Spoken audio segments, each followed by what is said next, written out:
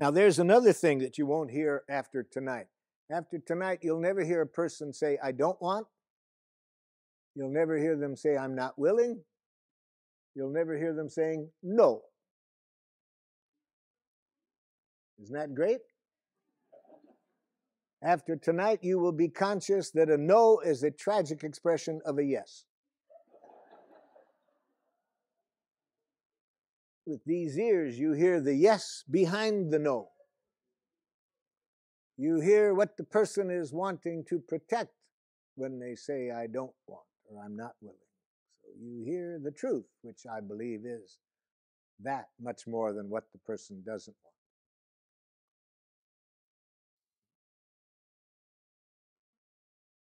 Anything else?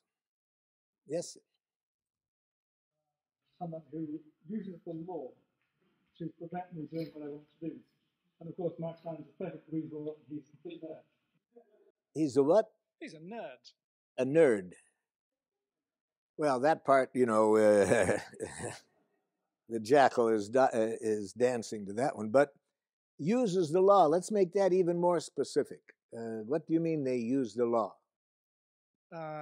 He has the authority to rehouse my tenant, and he refuses to do so because he doesn't need to do anything until I bring the case to court.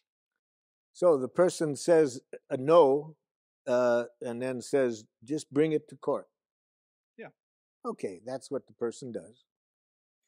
Okay, we'll show you how to deal with that person tonight.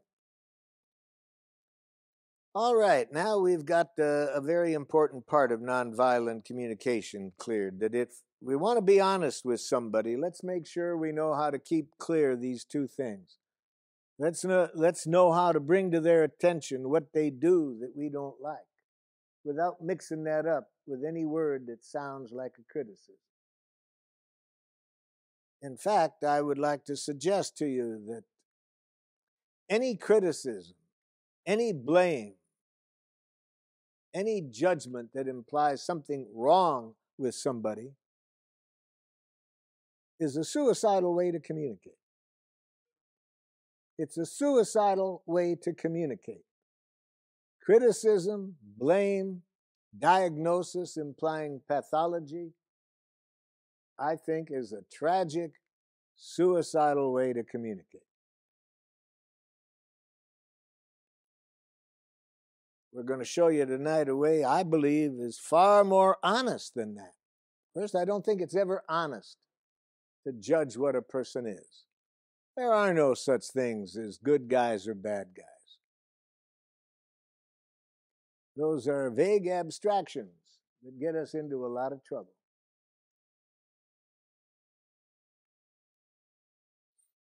There's no such thing as normal people and abnormal people. Vague abstractions that get us into a lot of trouble. There's whole cultures that don't have language like that. They hardly have any violence. Pardon? Example? Well, you get a lot of examples if you read the research of Ruth Benedict, the anthropologist, or if you read Margaret Mead, Ashley Montague, anthropologists who have studied these cultures. But one that I work with down in Malaysia, a group called the Orang Asli people. Now, their name is interesting. Let me show you why their name is interesting. That's not their name for themselves. That's the name of the surrounding culture in Malaysia gives to them. And it means in English, primitive people. So you see, this is how the surrounding culture judges them.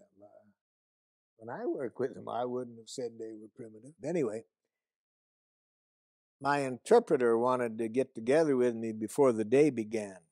He said, Marshall, there's some things about our language it might be helpful for you to know before we start to work tomorrow.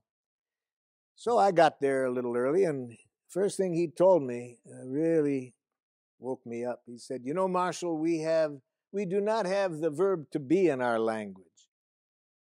So we don't think in terms of what people or their actions are.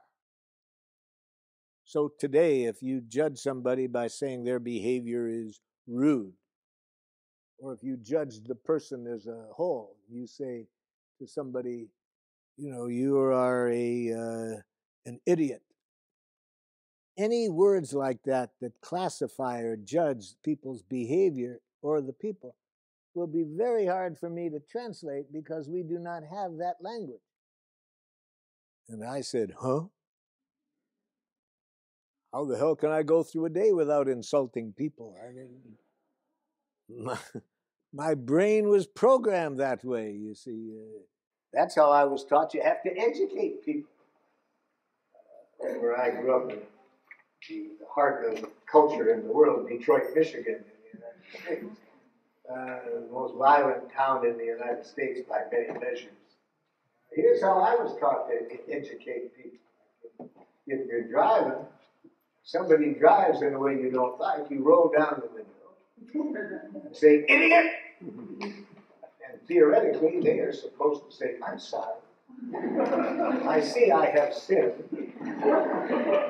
Will you forgive me? So I will change the error of my way. See, that's the theory behind that thing. If you show people how terrible they are, you're supposed to make them penitent. They're supposed to apologize and change. That's a great theory, but it doesn't work very often. So I thought there must be something with the particular dialect that I had learned. So I went to the university and got a doctor's degree in professional jack. I think it was more commonly called clinical psychology.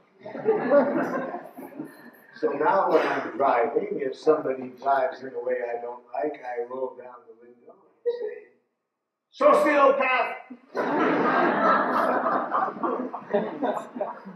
So you can imagine a guy like me grows up, everybody talking that way with somebody. Now my interpreter says, we don't have those words in our language. I said, well, how are you going to interpret today if I say to somebody, you're selfish? He said, oh boy, Marshall, that'll be a little challenge. We don't think that. But if you said to somebody, you're selfish, here's how I would interpret it in our language. Marshall says he sees you taking care of your needs, but not the needs of others. He'd like you to take care of the needs of others as well. And I'm thinking, oh my goodness, that's pure nonviolent communication. What the heck am I doing here? Teaching these people their native language. Well, I wasn't there to teach them their native language. There was one senator for the 60,000 of them. He heard the work I was doing in Malaysia, and he asked if I would teach them how to speak to people who speak this other language, who were working for logging interests and coming down into their territory and destroying their territory, and seriously affecting their culture.